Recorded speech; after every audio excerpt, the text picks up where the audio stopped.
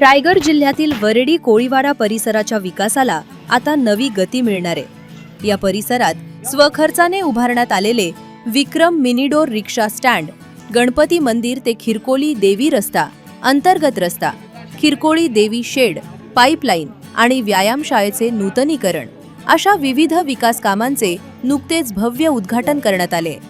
रायगड जिल्हा परिषदेचे कृषी व पशुसंवर्धन सभापती वैकुंठ पाटील यांच्या हस्ते श्रीफळ वाढवून या कामांचा शुभारंभ करण्यात आला। या उद्घाटन सोहळ्याप्रसंगी बोलताना सभापती वैकुंठ पाटील यांनी विरोधकांवर अप्रत्यक्ष निशाणा साधला। आम्ही केवळ निवडणुकीपुरते राजकारण करत नाही, तर जनसामान्यांच्या सुखादुःखात सोबत राहण्यासाठी ही विकास कामे केली जात असल्याचे त्यांनी सांगितले।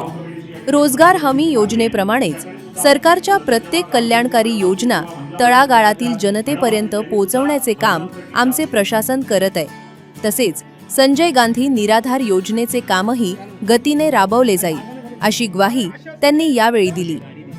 आणि मला ताकद दिली, त्या गावाला ताकद देण्याचं काम येत्या काळात करणार आहे।